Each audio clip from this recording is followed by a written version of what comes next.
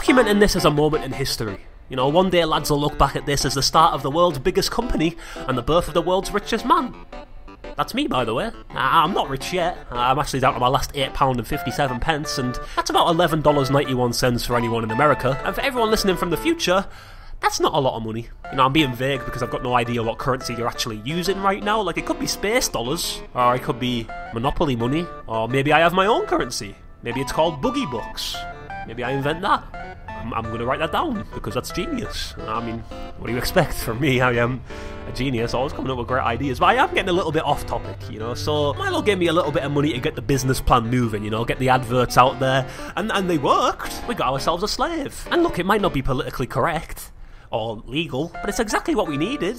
You know, a real brain-dead weirdo to do all the work for us. And I managed to find the biggest brain-dead weirdo the world had to offer. And he's ready to work. But I do want to quickly note that if anything happens to the slave, like maybe he dies, or loses a limb, or something like that. Say something tragic. If something horrible happens to him, it was Milo's fault.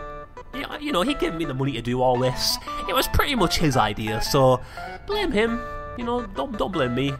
Oh, and I also shaved off my moustache as well, because I noticed that I was starting to look like a bit of a sex pest, and I realised that in our current social climate, that's probably not great for my image. So, you know, I thought I'd do that, and maybe... Why are we here? Why are we here? Well, don't interrupt me. You know, that's pretty rude. Because I was doing a thing, you know? It was going to be like a whole speech. I'm going to turn you into fashion icons. Sorry we missed your birthday, Liam. It's fine. You know, I'm sure whatever you were doing was far more interesting and important than that, you know? Yeah, I mean, we were actually doing... I don't care, though, so, you know, don't tell me. But I'm assuming you've read through the business plan that I sent, JC. I replaced all the words with images for you. You sent me that version, too. You know, I was wondering if all the pictures of money were some kind of secret message or something. It's not really a secret message. It's more of a completely obvious message. You know, I figured it'd be the easiest way to get the message across. Right. I get what you mean. I don't get it. I don't get it either. Why does everybody on Earth need this presentation explained to them? You know, it's not that hard to follow. There's not that many steps. We're getting rich. We're making money. I'm tired of explaining it. We're dressing for success. I'm going to make you two more presentable to the world, because right now, yikes. You know, I mean, we've already established that JC wakes up and tries to dress as much like a dad as humanly possible, and we do still need to work on that, by the way, because that is absolutely tragic. I'm not really into clothes, though. What does that mean? I'm just blasting, you know, bare chest to the world most of the time. Yeah, but what do you do when you're tired of exposing your disgusting body to the world? My body isn't disgusting. You are built like a burger. You've got little fucking googly eyes going in different directions and shit. Well, I mean, you're all flabby, you know, like you're all loose skin. Your neck looks like raw cookie dough. Okay, listen to me. Your hairline looks all damn crooked. It looks like someone's heartbeat. Well, I mean, don't lie. You know, like, you don't have to lie to impress anybody. Who are you trying to impress? Me? You trying to impress JC? That's just sad. Like, let's be honest. You're going bald.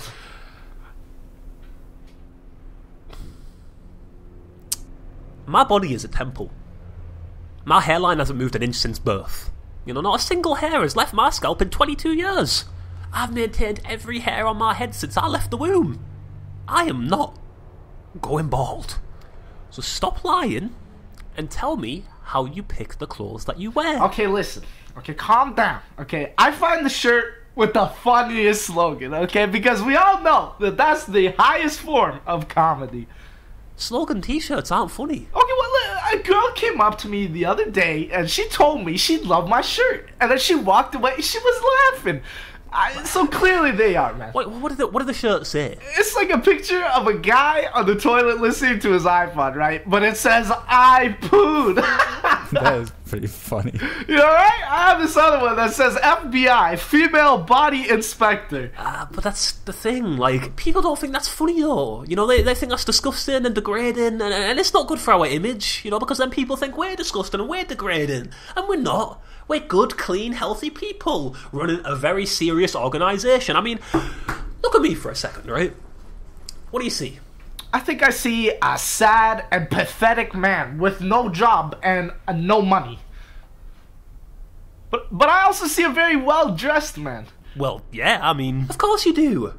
Because I figured out a style. You know, I call it New 80s. Okay, I'm a pause you for a second there. Okay, but I get the 80s part, but why is it the new 80s? Good question. You see, I wasn't technically around back then, so I'm bringing in all the good stuff from the 80s, you know, like the jackets and the hairstyles, while staying away from all the bad stuff, like the AIDS.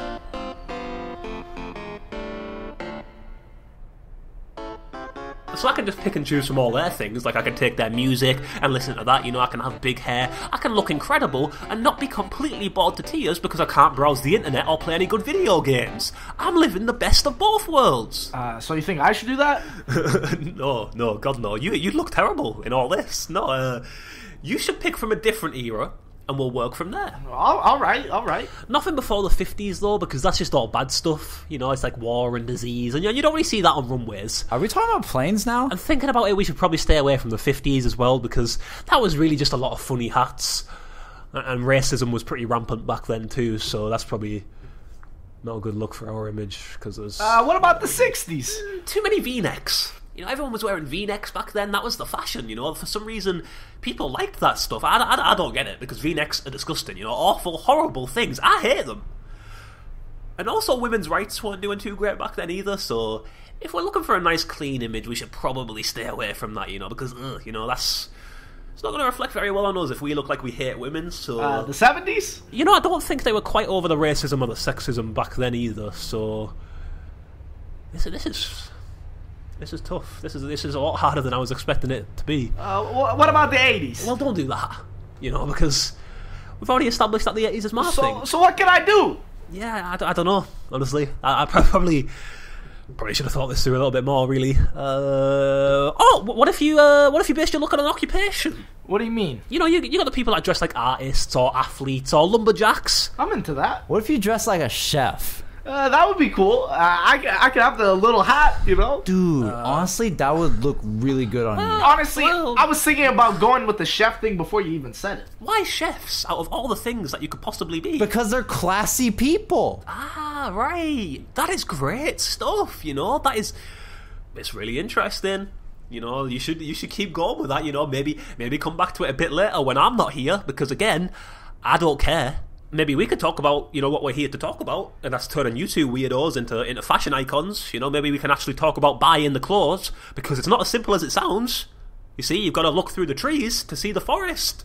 You know, you got to dig deep to really find the good stuff, you know, because we don't want any of this fast fashion bullshit. We don't? It does sound convenient. No, we want quality. We want quality stuff. Like, look at this website right here. Now, most people would see this and say, I'd rather buy my clothes from anywhere else on earth. You can clearly see the guy in the photos isn't a model. I mean, look at him. He's rubbing himself. He's got no shirt on underneath that. His nips have touched the material. But once you look past all that, you got yourself a nice little cardigan. It's disgusting. That guy seems nice, though. Yeah, sure. But the best thing about all this is that the clothes are one of a kind. You know, you're not going to be walking around and see 1,000 other people wearing the exact same thing. And even if you did, you'd know that this guy's nips never touched their cardigan.